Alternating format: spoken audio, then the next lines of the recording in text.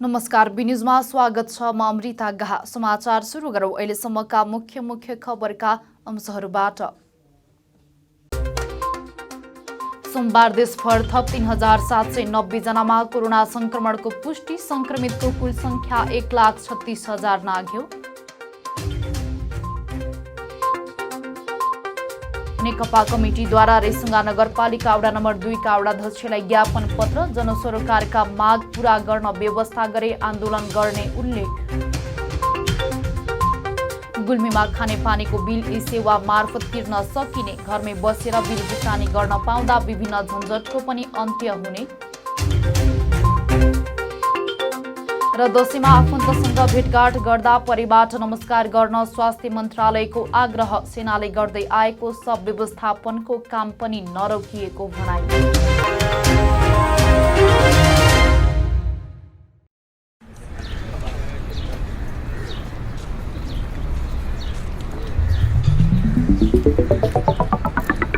विशाल अनि तिर्सना, तिमीहरू कता हिँडेको?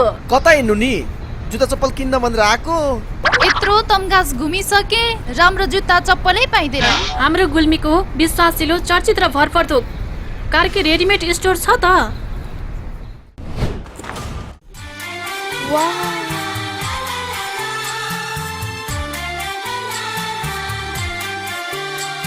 हामी कहाँ Shikhar, royal, rocket, BF, black horse लगायत विभिन्न ब्रान्डका party shoes, sports shoes, school सुजका साथै लेडिज जेन्ट्स तथा बच्चाका हरेक प्रकारका फेन्सी रेडिमेड कपडाहरू, ब्यागहरू थोक तथा फुटकर मूल्यमा बिक्री गरिन्छ।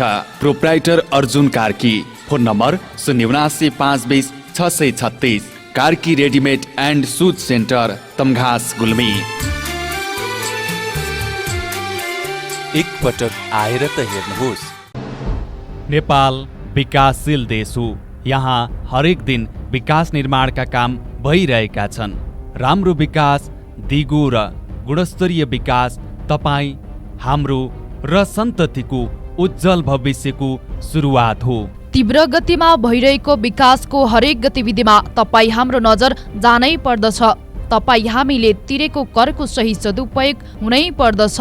त्यसैले निर्माण क्षेत्रमा के भइरहेको छ, के कस्ता समस्याहरू छन् र के गर्दा उचित हुन्छ, अब हाम्रो सरोकारको विषय बनेको छ। त्यसैले हामीले लिएर आएका छौँ जनसरोकारको कार्यक्रम।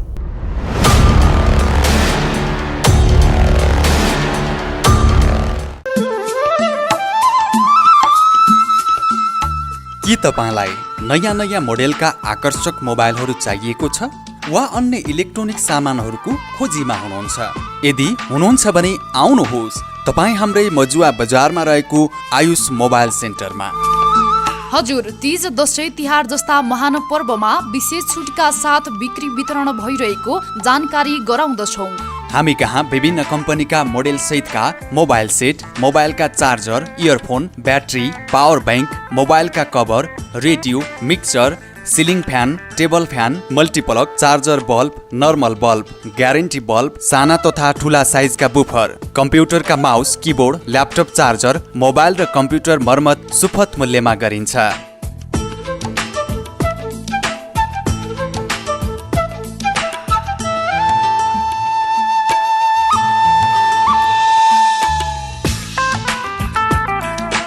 सम्पर्क Ayush mobile computer and electronics, Chandrakot 8, Majuwa बजार, गुल्मी। मूल्यमा ठगिनु पर्दैन, सस्तो र टिकाउ सामान सबैले लैजाउँ।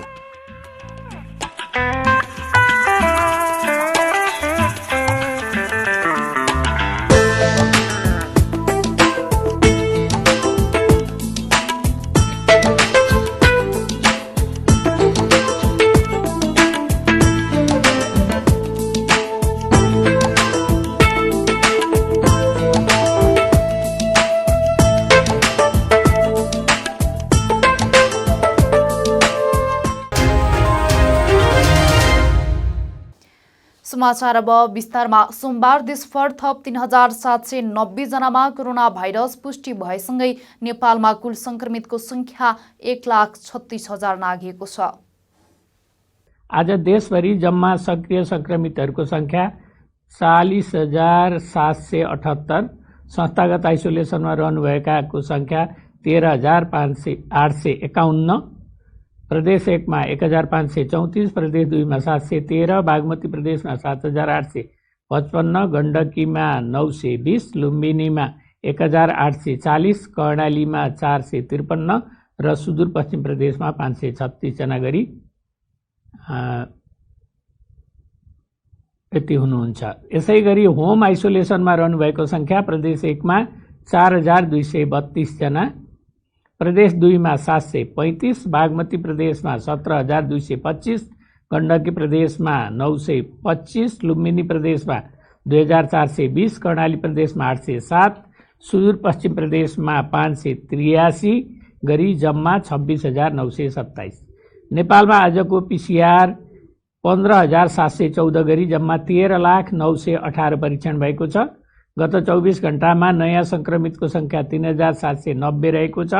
आज काठमाडौँ उपत्यकामध्ये काठमाडौँमा 2,008, भक्तपुरमा 49 र ललितपुरमा 281 गरी जम्मा सङ्क्रमितको सङ्ख्या 2,388 छ। क्वारेन्टिनमा रहनुभएका व्यक्तिहरूको सङ्ख्या 4,470 रहेको छ। प्रदेश 1 मा 403, प्रदेश 2 मा 101, बागमती प्रदेशमा 311, गण्डकी प्रदेशमा 657, लुम्बिनी प्रदेशमा 1,094, कर्णाली प्रदेशमा 469 र सुदूरपश्चिम प्रदेशमा 1,435 जना हुनुहुन्छ। कोभिड-19बाट सङ्क्रमण मुक्त भई गत 24 घण्टामा डिस्चार्ज हुनेहरूमा जम्मा 2,335। नेपाल कम्युनिस्ट पार्टी नेकपा वडा कमिटी रेसुङ्गा नगरपालिका वडा नम्बर 2 गुल्मीले वडा कार्यालयमा 10 बुँदे मागसहित ज्ञापन पत्र सोमबार बुझाएको छ। स्थानीय निर्वाचन भएको 3 वर्ष बितिसक्दा पनि ओडामा सत्तापक्ष रहेको काङ्ग्रेसबाट निर्वाचित जनप्रतिनिधिले जनताको मतको अपमान गरेको, विकासको बाटो सामाजिक सङ्घ संस्थामा राजनीतिकरण गरेको, बजेट र कार्यक्रममा अपारदर्शिता कायम गरेको, जनगुनासोलाई ओडा कार्यालयले ध्यान नदिएको भन्दै नेपाल कम्युनिस्ट पार्टी नेकपा ओडा कमिटी रेसुङ्गा नगरपालिका ओडा नम्बर 2 ले ओडाध्यक्षलाई ज्ञापन पत्र बुझाएको हो। नेपाल कम्युनिस्ट पार्टी नेकपा ओडा कमिटी रेसुङ्गा नगरपालिका ओडा नम्बर 2 ले ओडामा बजेट सन्तुलित विकास हुने, सबै टोल र क्षेत्रमा खर्च नगरिएको दावी गरेको छ। विशेष गरी धागीथुमको माथिल्लो बेल्टमा जनताको चासो रहेको, बाटो सुधारको निम्ति राजनीतिक पूर्वाग्रह नराखी बजेट व्यवस्था गर्न कृषि, पशुपालन, मौरी पालनको मुख्य सम्भावना भएको क्षेत्र भएकोले त्यस्ता कार्यक्रम भित्राउनका लागि ठोस पहल गर्न न्यून आय भएका दलित, विपन्न वा लक्षित वर्गलाई उपेक्षा गरी बजेटबाट वञ्चित गरिएकोले आर्थिक अवस्था सुधार गर्ने गरी कार्यक्रम तत्काल ल्याउन र सडक बत्ती जोड्नको निम्ति लामो अवधिसम्म कुनै पहल नभएकोले तुरन्त सडक बत्ती जोड्ने लगायतका 10 बुँदे माग उक्त ज्ञापन पत्रमा रहेका छन्। प्रस्तुत मागहरू कार्तिक 20 गते भित्र सम्बोधन गर्न भन्दै नेपाल कम्युनिस्ट पार्टी नेकपा ओडा कमिटी रेसुङ्गा नगरपालिका ओडा नम्बर 2 का ओडाध्यक्ष शालिग्राम बस्नेत र सचिव सीता विश्वकर्माले ज्ञापन पत्रमा हस्ताक्षर गर्नु भएको छ। जनसरोकारका माग पूरा गर्न बेवास्ता वा आलटाल गरिएमा ओडा कमिटीको तर्फबाट आन्दोलन गर्ने ज्ञापन पत्रमा उल्लेख गरिएको छ। ज्ञापन पत्र बुझ्दै ओडाध्यक्ष उदय थापाले बजेट आयमा सबै विकासका योजनाहरू समेटिने बताउनुभयो। अर्का कुरा हाम्रो भन्ने त्यस्तो हेतुमा हामीले त्यो कुरा पनि गरेनौँ, विनियोजन पनि गरेनौँ। हाम्रो कोसिस छ, हामीले सबै निगरानीमा छौँ, हामीले नोटिस गरेका छौँ। बजेट आयो भने त्यो विकासको समग्रमा जान्छ। मैले त्यति मात्रै हजुरलाई जानकारी दिन खोजेँ। गुल्मीमा खानेपानीको बिल ई-सेवा मार्फत पनि तिर्न सकिने भएको छ। तमघास बृहत खानेपानीको बिल भुक्तानी इन्टरनेटको सहायता मार्फत ई-सेवाबाट भुक्तानी गर्न सकिने व्यवस्था मिलाइएको ई-सेवा गुल्मीका प्रमुख जनक पन्थले बताउनु भएको छ। यसअघि बिल भुक्तानी गर्न कार्यालयमै पुग्नुपर्ने बाध्यताको अन्त्य भएको छ।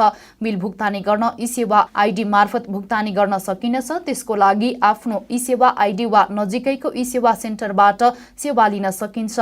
बिल भुक्तानीको लागि ई-सेवा सेन्टरमा गएर बनाउन पनि सकिन्छ। पछिल्लो समय यता विश्वव्यापी रूपमा फैलिरहेको कोरोना महामारीले बिल भुक्तानी गर्न कार्यालयमै पुग्नु पर्दा संक्रमणको जोखिम मुल्नुपर्ने बाध्यता थियो। तर इन्टरनेटको माध्यमबाट घरमै बसेर बिल भुक्तानी गर्न पाउँदा विभिन्न झन्झटको पनि अन्त्य हुने भएको छ।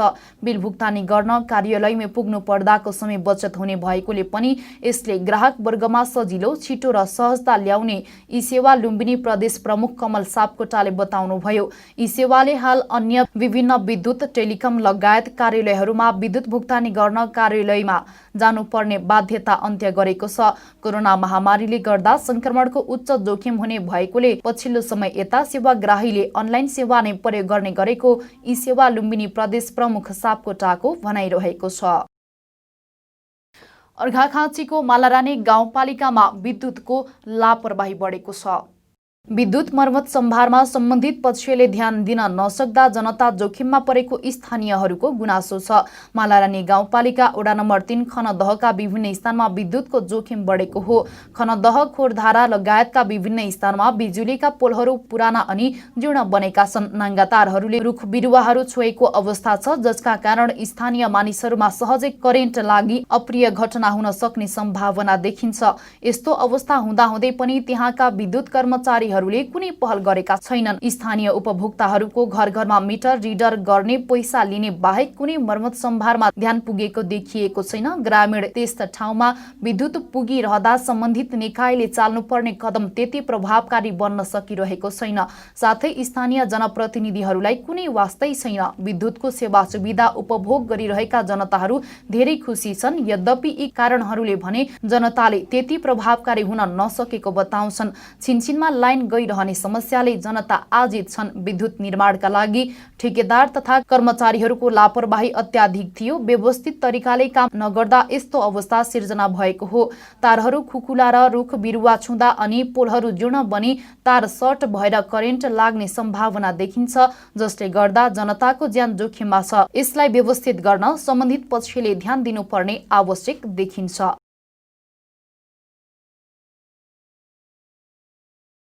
समाचारमा पालो भएको छ विश्रामको। विश्रामपछि पुनः उपस्थित हुने नै छौं।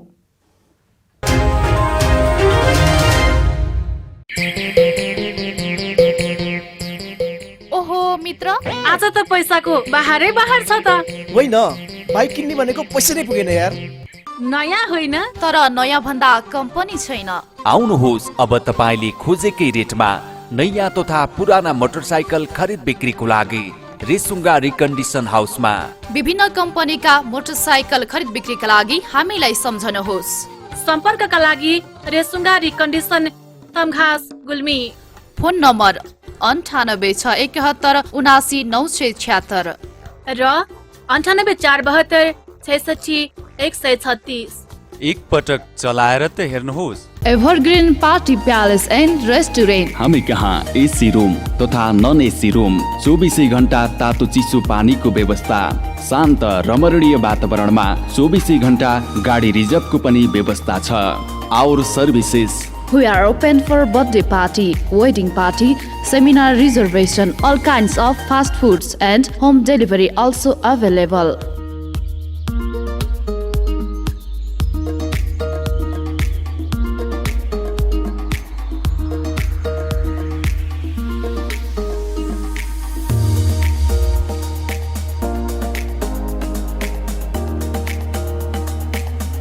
Contact number 0795208664। Proprietor Jabindra Basnet 9857064004। Prakash Basnet 9841972733। Evergreen party palace and restaurant, Resunga नगरपालिका 1 हस्पिटल लाइन, गुल्मी, जिल्ला कारागारको ठिक माथिपट्टि।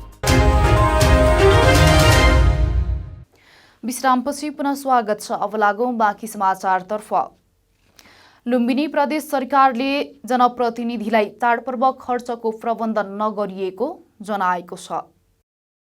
प्रदेश सरकारले प्रदेश अन्तर्गत र स्थानीय तहका कुनै पनि जनप्रतिनिधिलाई चाडपर्व खर्चको प्रबन्ध नगरिएको जनाएको हो। मुख्यमन्त्री शंकर पोखरेलका प्रेस सल्लाहकार शेरबहादुर केसीले आइतबार प्रेस नोट जारी गरी यहाँका जनप्रतिनिधिले चाडपर्व खर्च नलिने जनाउनु भएको हो।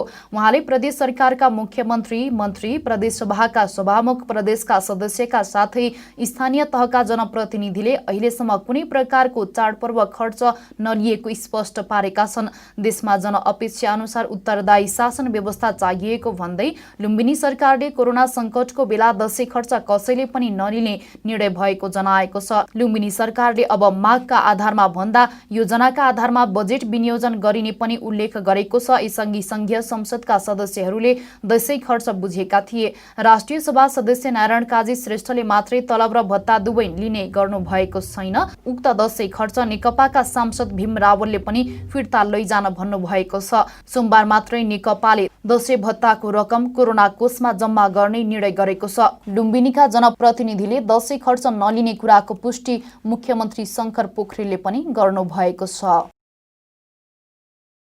सरकारले दशैं पर्वमा आफन्तसँग भेटघाट गर्दा नमस्कार गर्न आग्रह गरेको छ। शरीर छुँदा कोरोना भाइरस सर्ने जोखिम हुने भन्दै सरकारले यसअघि आदर गरेर ढोग्ने वा अङ्कमाल गर्नेहरूले यो वर्ष परैबाट नमस्कार मात्रै गर्न आग्रह गरेको हो। स्वास्थ्य तथा जनसङ्ख्या मन्त्रालयका प्रवक्ता डाक्टर जागेश्वर गौतमले यो वर्ष एका घरका मानिस मात्रै बसेर दशैं पर्व मनाउन आग्रह गर्दै आफन्तसँगकै भेटमा पनि नजिक जाने वा छुने काम नगर्न आग्रह गर्नुभयो। मुख, आँखा तथा नाक छुँदा भाइरस सर्ने सम्भावना धेरै हुने भएकोले सकेसम्म अरूको अनुहार नछुन तथा आफ्नो अनुहार पनि नछुवाउन आग्रह गर्दै उहाँले दशैं मनाउँदा नोटको प्रयोग पनि नगर्न आग्रह गर्नुभएको छ। पैसाको प्रयोग विद्युतीय माध्यमबाट गर्न वा त्यो सम्भव नभएमा पैसाको लेनदेन नगरी आशीर्वाद मात्र दिन पनि सरकारले आग्रह गरेको छ। यसैबीच सरकारले होम आइसोलेसनमा ज्यान गुमाएका कोरोना संक्रमितको सब आफन्तको चाहना अनुसार परम्परागत विधिबाट अन्तिम संस्कार गर्न निर्देशिका खुकुलो बनाएको दावी गर्दै सेनाले गर्दै आएको सब व्यवस्थापनको काम नरोकिएको पनि जनाएको छ। होम आइसोलेसनमा बसेकाहरूको ज्यान गएमा आफन्तले नै सब व्यवस्थापन गर्नुपर्ने कुराको चौतर्फी विरोध भएपछि सरकारले यसको बचाउ गर्दै थोरै सावधानी अपनाउँदा पनि सबबाट कोरोना नसर्ने भएकोले आफन्तलाई सब व्यवस्थापनको सुविधा दिएको दावी गरेको हो। हामी समाचारको अन्त्यमा छौं, तर बिदा हुनु पूर्व यस प्रसारणका मुख्य समाचार पुनः एकपटक। सोमबार देशभर थप 3790 जनामा कोरोना संक्रमणको पुष्टि, संक्रमितको कुल संख्या 1,36,000 नाग्यो। नेकपा कमिटीद्वारा रेसुङ्गा नगरपालिका वडा नम्बर 2 का वडाध्यक्षलाई ज्ञापन पत्र, जनसरोकारका माग पूरा गर्न व्यवस्था गरे आन्दोलन गर्ने उल्लेख। गुल्मीमा खानेपानीको बिल ई सेवा मार्फत तिर्न सकिने, घरमै बसेर बिल भुक्तानी गर्न पाउँदा विभिन्न झन्झटको पनि अन्त्य हुने र दशैंमा आफन्तसँग भेटघाट गर्दा परिबाट नमस्कार गर्न स्वास्थ्य मन्त्रालयको आग्रह, सेनाले गर्दै आएको सब व्यवस्थापनको काम पनि नरोकिएको भनाइ।